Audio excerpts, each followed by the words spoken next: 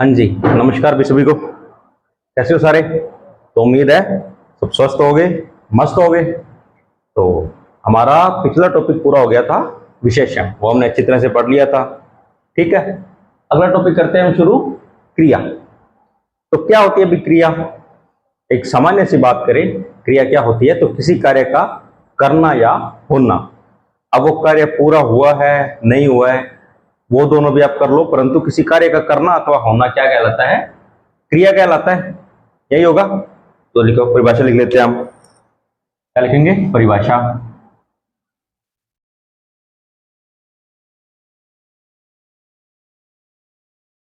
क्या लिखोगे भाई? तो क्या लिखेंगे?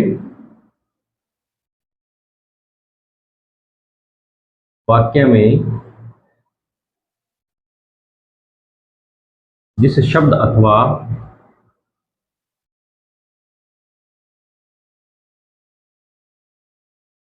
शब्द समूह के द्वारा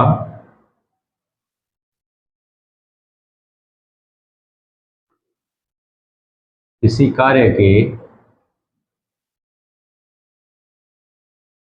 किसी कार्य के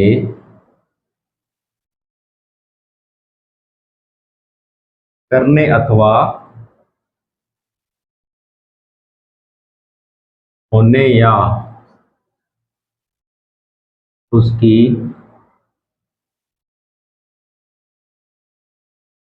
पूर्णता या अपूर्णता का बोध कराने वाले शब्द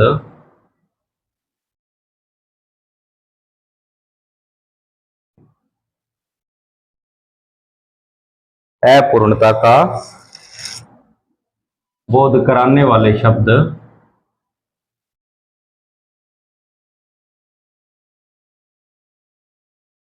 क्रिया कहलाते हैं। क्रिया कहलाते हैं। देखो इसमें क्या बातें बोली गई है कि वाक्य में जिस शब्द अथवा शब्द समूह के द्वारा या तो किसी कार्य के होने, क्या होगा? किसी कार्य के करने अथवा होने का बोध हो कि या तो कोई कार्य हम कर रहे हैं या कार्य कोई हो रहा है, या उसकी पूर्णता या अपूर्णता का बोध हो कि कार्य या तो पूरा हो चुका है या अभी तक चल रहा है, इसका बोध हो, वे शब्द क्या कहलाएंगे? क्रिया कहलाएंगे। ठीक है। जैसे जैसे कुछ भी लिख लो ना, खेलना, कूदना, दौड़ना। ठीक है। देखो एक लाइन लिखाता हूं। मूल धातु में ना प्रत्यय जोड़कर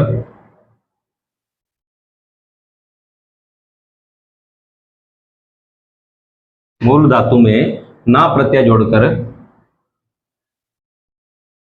क्रिया शब्दों का निर्माण किया जाता है। निर्माण किया जाता है। एक मिनट रुकना भी।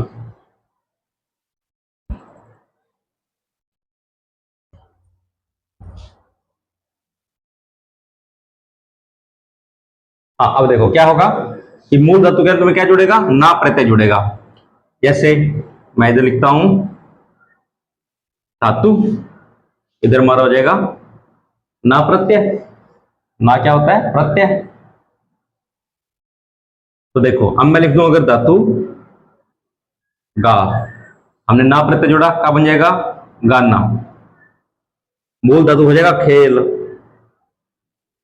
हमने ना प्रत्यय जोड़ा, क्या बन गया? खेलना।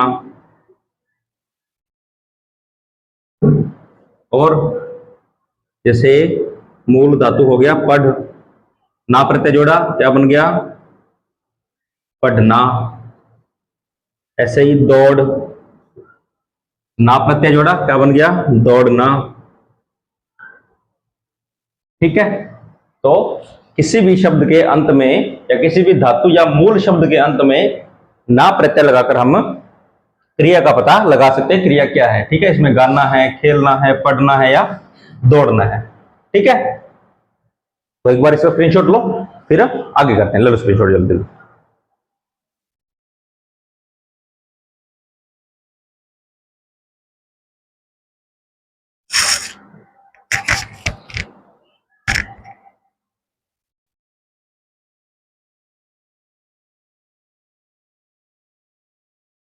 हो गया? कर दे साफ? चलो अब आगे पढ़ेंगे क्रिया के अंग।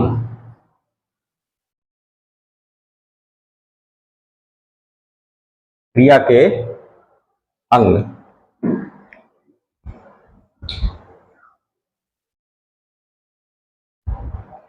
क्या पढ़ना है? क्रिया के अंग या क्रिया के प्रकार भी बोल सकते हैं। क्रिया के अंग या प्रकार, तो इनको हम तीन भागों से बांटेंगे, तीन प्रकार से करेंगे। आपको सारणी बनाकर समझा देता हूं, ठीक है? पहला क्या होगा? तो पहला होगा कर्म के आधार पर।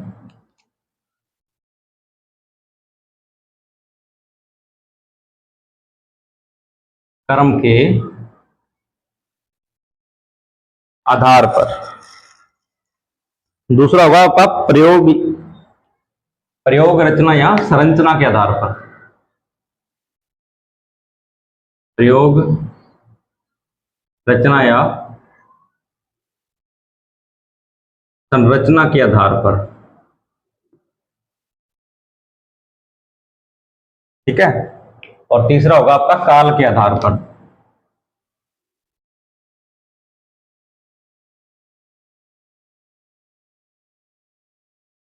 काल के आधार पर,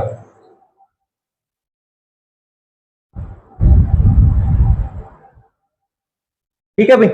अब देखो, कर्म के आधार पर हम दो पार्ट करेंगे आगे। कर्म के आधार पर आगे दो भाग, कौन कौन से? तो सकर्मक क्रिया, सकर्मक क्रिया, और दूसरी अकर्मक क्रिया।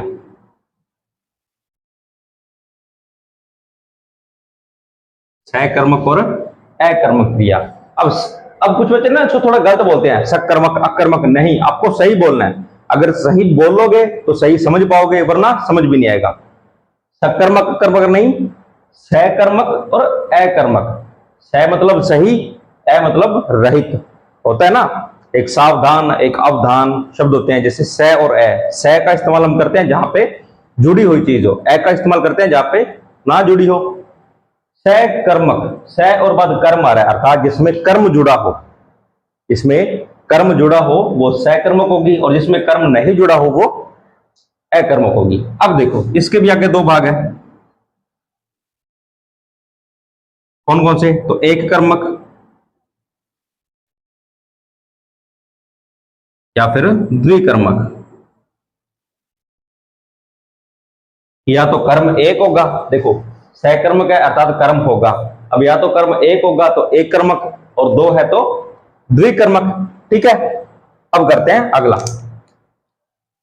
ये इसके नीचे लिख देते हैं ना, ठीक है? अब करेंगे प्रयोग या संरचना के आधार पर।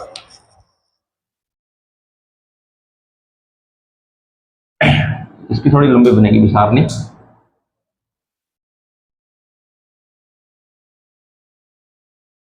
तो पहली तो होगी सामान्य क्रिया।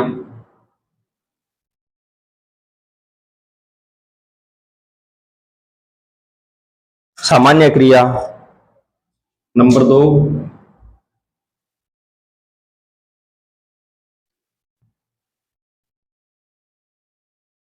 संयुक्त क्रिया।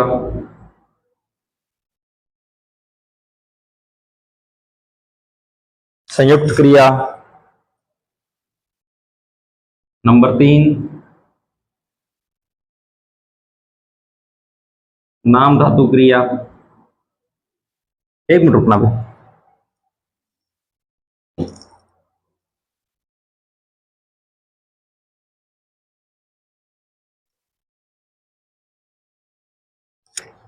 नाम धातु क्रिया, ठीक है?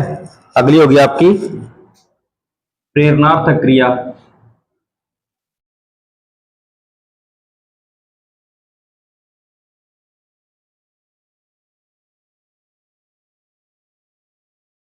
ठीक है? अगली हो जाएगी सजातीय क्रिया। सहजातीय क्रिया के बाद हो जाएगी आपकी पूर्वकालिक क्रिया।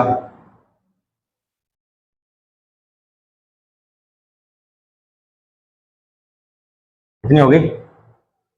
पूर्वकालिक क्रिया।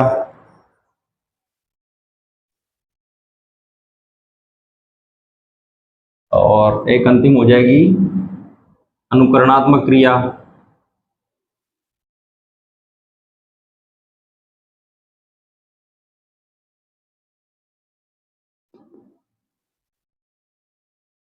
अनुकरणात्मक क्रिया नोट करो एक बार, इसको फिर मिटाना पड़ेगा, थोड़ा सा नोट कर लो।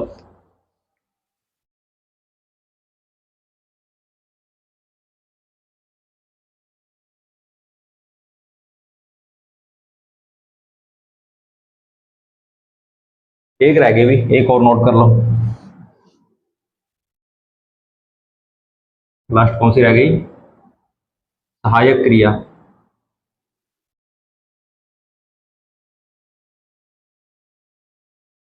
सहायक क्रिया करो नोट इसको।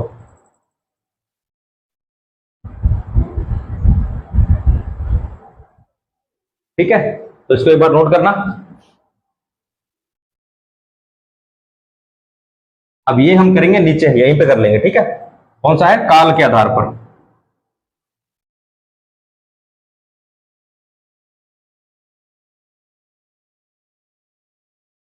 काल के आधार पर। कल तो ये देखो कितने हैं, 4 और 4 8, तो ये हो गया आपके 8 प्रकार। काल के आधार पर हो गया आपके 3, और कर्म के आधार पर कितने हैं? 2। अगर सीधा प्रश्न पूछ ले कि प्रयोग व संरचना के आधार पर क्रिया कितने प्रकार है, तो 8 प्रकार है, सीधे सीधा प्रश्न है, ठीक है। अब देखो काल के आधार पर कितनी है, तो 3 है। कौन कौन सी?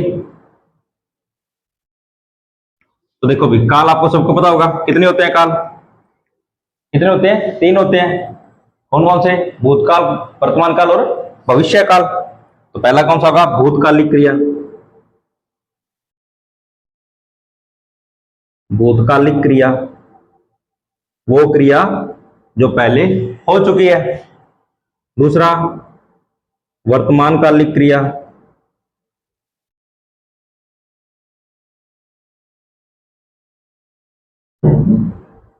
और तीसरा भविष्यकालिक क्रिया।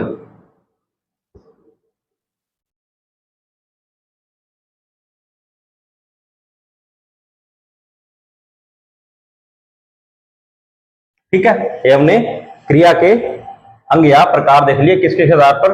पहला कर्म के आधार पर, प्रयोग रचना व संरचना के आधार पर, और तीसरा काल के आधार पर। ठीक है, ये आपके हो गए।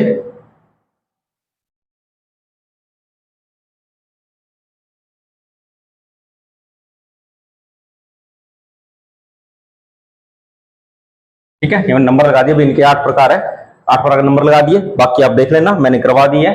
एक बार आप इसको उतार लो, स्क्रीनशॉट मतलब उतार लो, उतार लोगे ना तो आपको थोड़ा समझ आ जाएगा। स्क्रीनशॉट लोगे तो ऐसा हो जाएगा कि हाँ आप स्क्रीनशॉट लेके और बाद में कंफ्यूज हो जाओगे कि हाँ ये नीचे वाला कहां से आ गया, या इधर एक नीचे लटका हुआ ये कहां से आ गया। तो एक साथ साथ में उतार लो यहीं पे, जल्दी जल्दी करोगे, 1 मिनट आपके पास, जल्दी करो।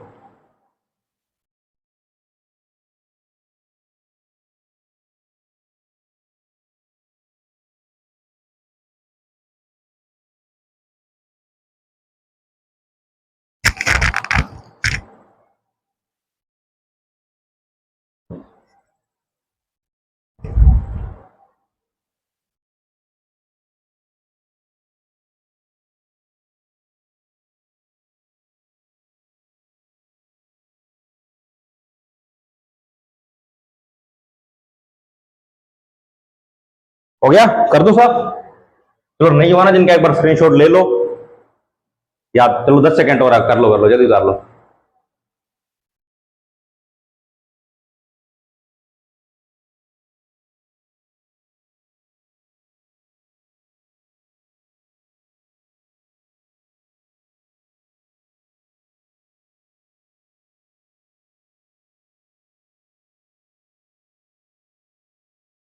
ठीक है, कर दो साहब। चलो अभी साफ कर रहा हूं, अभी जिसका रह गया वो वीडियो पॉज कर लेना और बना लेना।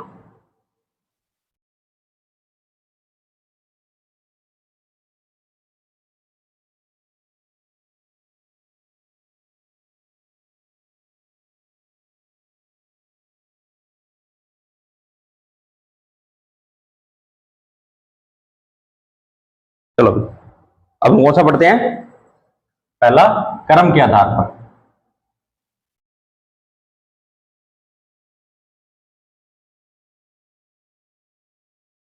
कर्म के आधार पर कितने प्रकार थे? दो थे। ठीक, पहला कौन सा था? सहकर्मक।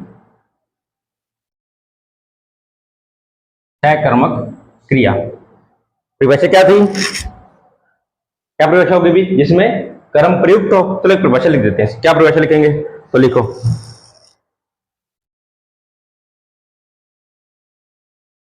जिस क्रिया का फल, जिस क्रिया का फल या प्रभाव, जिस क्रिया का फल या प्रभाव कर्ता पर ना पड़कर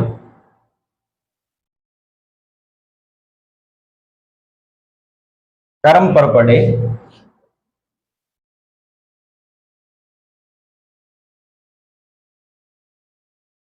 उसे सहकर्मक क्रिया कहते हैं। उसे सहकर्मक क्रिया कहते हैं। ठीक है। अब ये जो सह का अर्थ होता है ना, जैसे इसमें लिखा हुआ है सहकर्मक, तो सहयोग कर्म, अर्थात कर्म सहित होगा, इसमें कर्म होगा। अब वाक्य देखो, कोई भी वाक्य है, मैं लिख दूं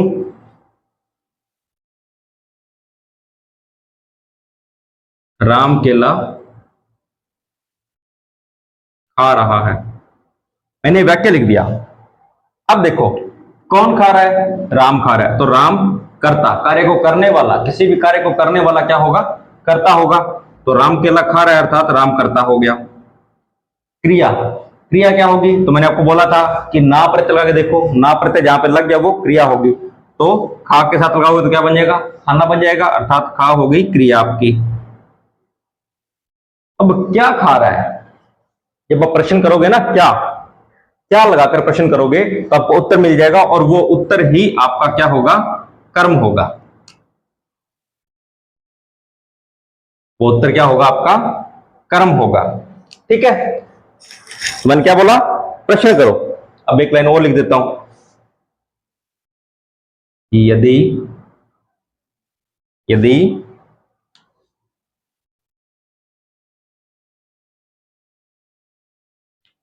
क्या लगाकर प्रश्न किया जाए, या यदि पूरा लिखते हैं ना,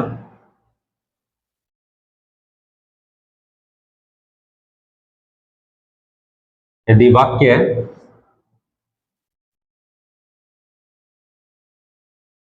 के शुरू में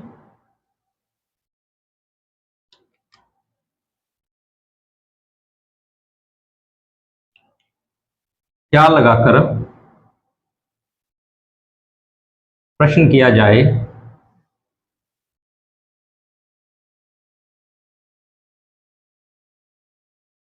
तो जो उत्तर प्राप्त होगा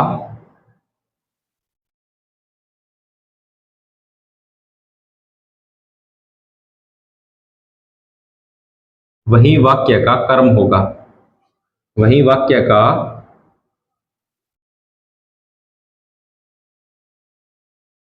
कर्म होगा।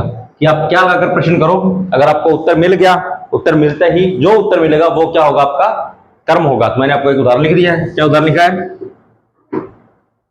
कि राम केला खा रहा है। हमने प्रश्न किया कि राम क्या खा रहा है, तो केला अर्थात इसमें कर्म है। तो जिस क्रिया में, अब मैं सीधा लिख दूं कि राम खा रहा है, एक सीधा लिख देते हैं हम कि राम खा रहा है।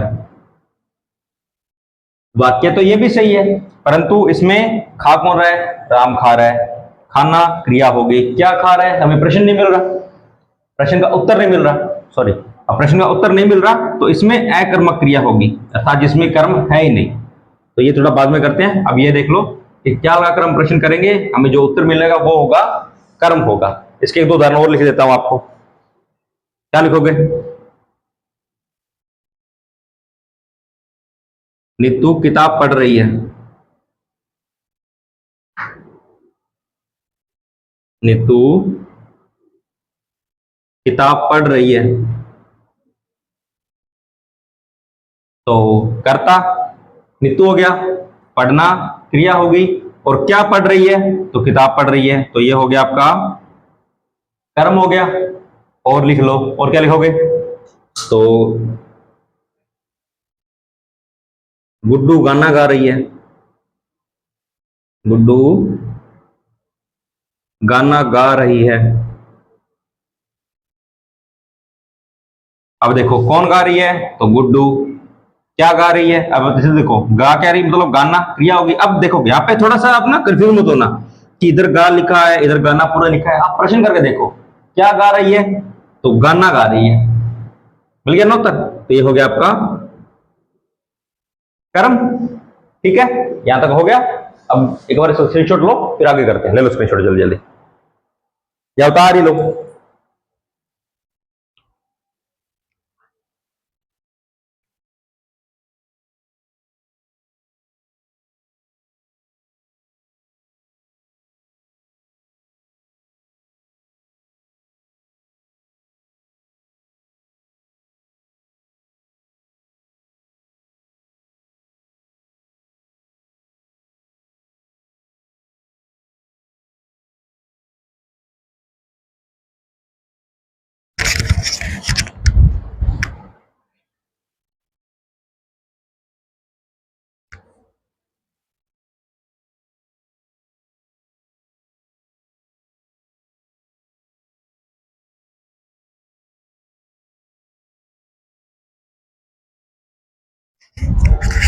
हो गया भाई?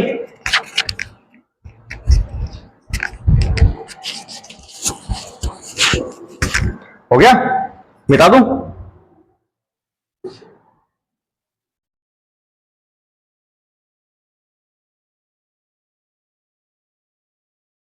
अब देखो हमने सह कर्म क्रिया के आगे दो भेद पढ़े थे ना।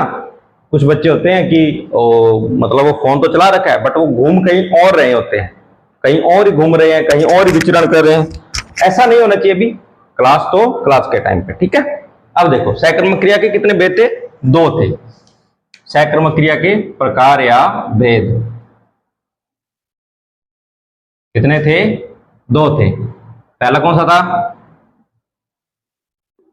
एक कर्मक, हाँ सॉरी भाई, एक कर्मक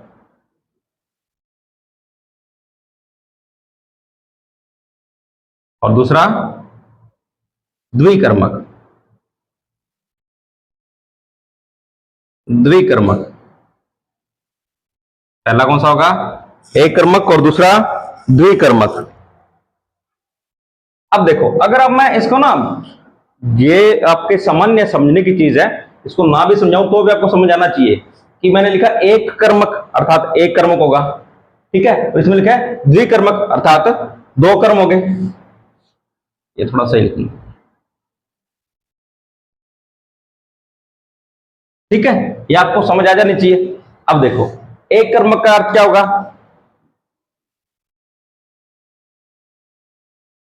इसमें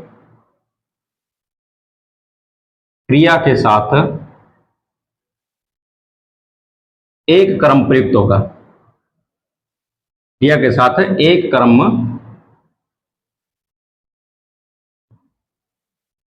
प्रयुक्त होगा। जैसे जैसे क्या लिखें? तो लिख दे मां अखबार पढ़ रही है। मां अखबार पढ़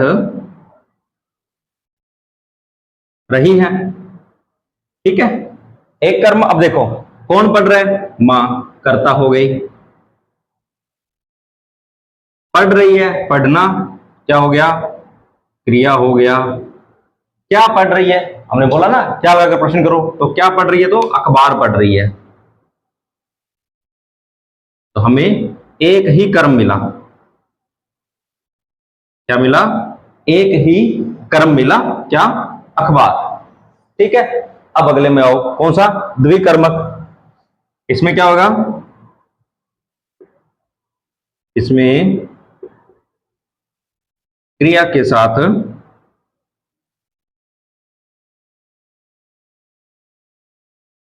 दो कर्म प्रयुक्त होते हैं, इसमें क्रिया के साथ दो कर्म प्रयुक्त होते हैं। दो कैसे? अब देखो, एक आसान सा लिख देता हूं आपको।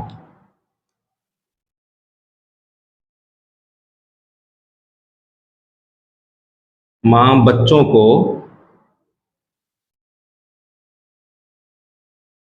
कहानी सुना रही है।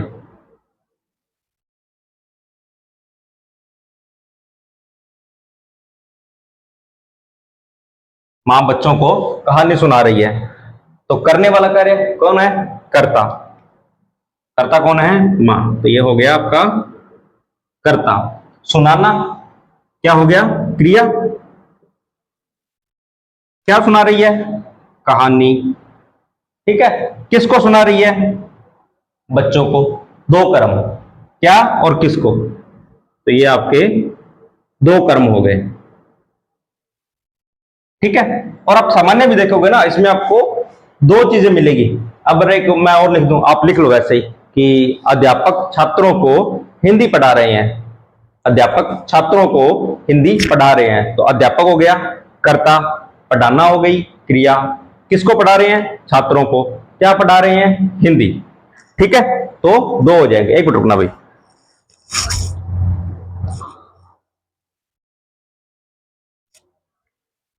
ठीक है, समझ आया? इसमें कर्म दो होंगे, यहाँ पे दो कर्म है और यहाँ पे एक कर्म, तो क्या होगा? कर्म एक होगा। अब देखो भाई, आपको मैं उदाहरण एक दो लिखवाता हूं, क्योंकि यहां पे मैं इससे ज्यादा लिखवा नहीं सकता। डिजिटल बोर्ड होता तो एक बात और थी, मैं आपको काफी सारे पीपीटी बना के दे भी देता। अब ये आपका काम है कि आप खुद से बनाओ, ढूंढो, बनाओ। हाँ, अगर किसी को बुक का रेफरेंस चाहिए कि सर हमें बुक बता दो, तो आप कमेंट डाल देना, मैं आपको कमेंट में या जैसे भी आपको रिप्लाई कर दूंगा कि आपको हिंदी के लिए, मतलब आपके उदाहरण के लिए कौन सी बुक चाहिए, तो आपको बता दूंगा भी हाँ आप ये बुक ले लो, ये बुक अच्छी होगी। ठीक है, तो आप कमेंट डालना भी, या कमेंट में अपना टेलीग्राम आईडी छोड़ दो या कुछ भी, या नरेंद्र सर का मैंने आपको नंबर दे रखा है। आप अगर चैनल पे जाओ, डिस्क्रिप्शन में जाओ, तो उसमें ईमेल भी है और नंबर भी है। आप चाहे मैसेज करना, कॉल मत करना भाई, व्हाट्सएप ओनली। ठीक है, व्हाट्सएप कर देना, वहां पे आपको बता दिया जाएगा।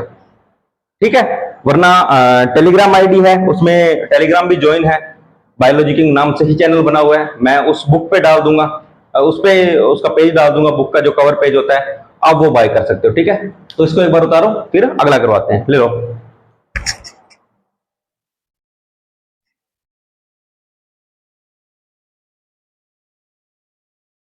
अच्छा चलो, एक बार मैं नंबर लिख देता हूँ यहाँ पे, अगर किसी बच्चे को जरूरत होगी ना, अगर किसी बच्चे को बुक से या कोई भी काम हो, नंबर लिख देता हूँ।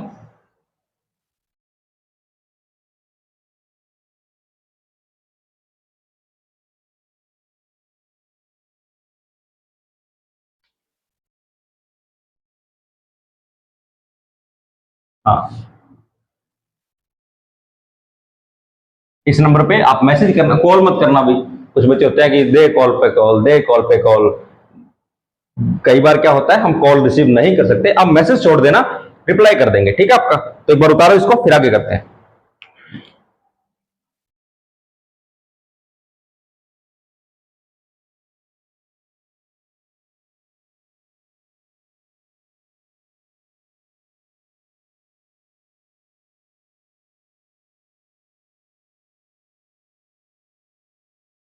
अच्छा, एक आपको नोट और लिखवा ही दो ना मैं, चलो यहाँ पे लिख लो भाई, इधर लिख लो।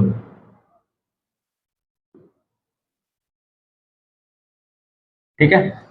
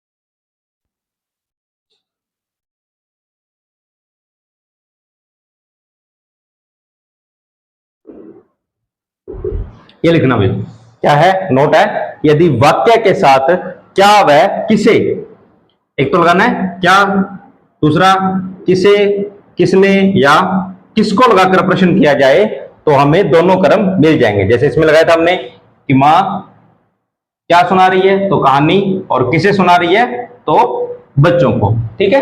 अध्यापक क्या पढ़ा रहे हैं तो हिंदी, किसे पढ़ा रहे हैं तो छात्रों को, ठीक है। अब उतार लो इसे, जल्दी मिटा दो, तुम जल्दी उतारो।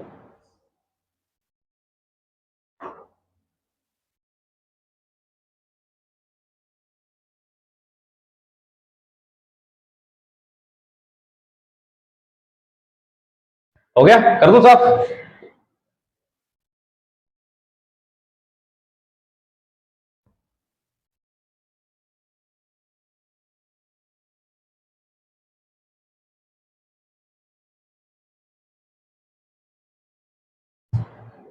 हाँ जी, दूसरा भेद क्या था, अकर्मक। कौन सा था, अकर्मक, अकर्मक। तो उसकी परिभाषा लिखें तो जिस वाक्य में क्रिया का फल या प्रभाव, क्रिया का फल या प्रभाव कर्म पर ना पड़कर, कर्म पर ना पड़कर कर्ता पर पड़े, कर्म पर ना पड़कर कर्ता पर पड़े, अथवा अथवा जिस वाक्य में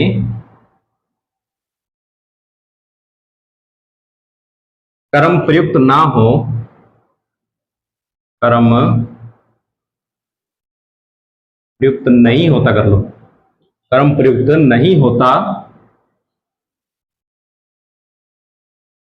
वहां अकर्मक क्रिया होगी, वहां अकर्मक क्रिया होगी।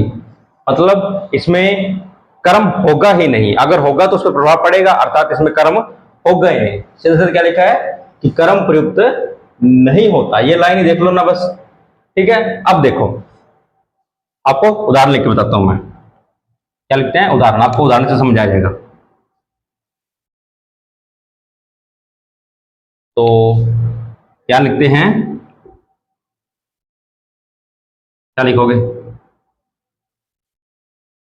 सृष्टि पढ़ रही है, सृष्टि पढ़ रही है। अब देखो कौन पढ़ रहा है तो सृष्टि कर्ता हो गया, पढ़ना क्रिया हो गई, क्या पढ़ रही है, उत्तर नहीं है, कोई कोई उत्तर नहीं है क्या का, अर्थात अब हम क्या लगाकर प्रश्न करेंगे। मैंने आपको एक लाइन लिखवाई थी कि क्या लगाकर प्रश्न करो, आपको उत्तर जो मिलेगा वो क्या होगा, आपका कर्म होगा। अब जहां पर आपको उत्तर नहीं मिल रहा, उत्तर मिल ही नहीं रहा है, वो आपका अकर्मक होगा, ठीक है। आप लिख लेना, ये लिखो भाई, एक बार कॉपी पेन लो और लिखो, वाक्य के साथ लिखना, वाक्य के साथ क्या लगाकर प्रश्न किया जाए तथा जहां पर प्रश्न का उत्तर मिलेगा वहां सकर्म क्रिया होगी, जहां पर प्रश्न का उत्तर मिलेगा वहां पर सकर्म क्रिया होगी, तथा जहां पर उत्तर नहीं मिलेगा, जहां पर उत्तर नहीं मिलेगा वहां अकर्मक क्रिया होगी, ठीक है। अब इसके उदाहरण और उदाहरण लिख लो, क्या लिखोगे, नीतू गा रही है, ठीक है। और क्या लिखोगे, लिखो, और क्या लिखोगे भी,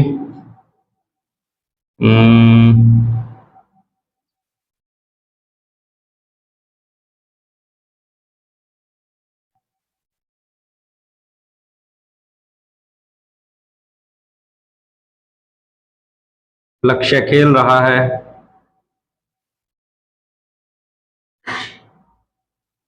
हेमंत सो रहा है,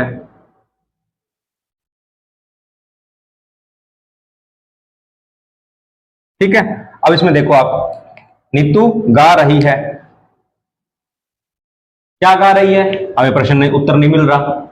लक्ष्य खेल रहा है, क्या खेल रहा है, उत्तर नहीं मिल रहा। हेमंत सो रहा है, क्या सो रहा है, उत्तर नहीं मिल रहा। अर्थात जिसमें हमें क्या लगाने पर उत्तर ना मिले वहां पर अकर्मक क्रिया होगी। तो एक बार इसको स्क्रीनशॉट लो, ले लो जल्दी जल्दी।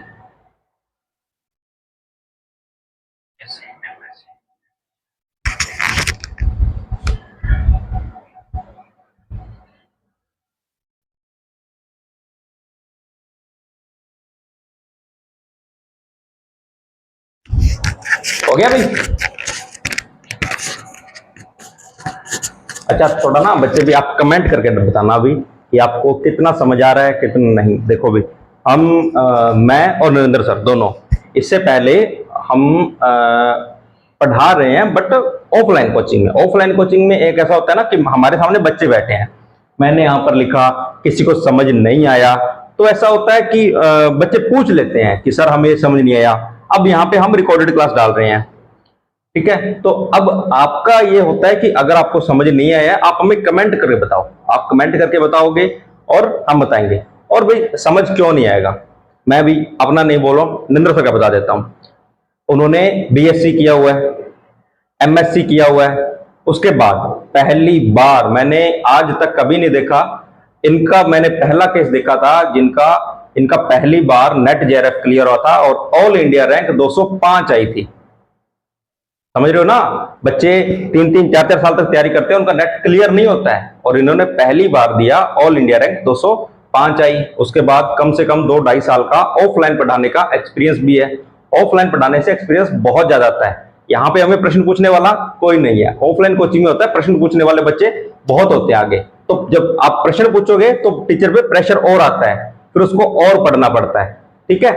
तो क्वालिफिकेशन अच्छी है उनका, उनके पास एक अच्छा एक्सपीरियंस है, और आप कमेंट करके बताओगे तो आपको और अच्छे से समझाएंगे, ठीक है। तो यहां तक हमारा कर्म के आधार पर एक प्रकार हमने पढ़ लिया। अगला करेंगे हम रचना संरचना या प्रयोग के आधार पर, वो हम करेंगे कल। तब तक के लिए धन्यवाद, ठीक है जी।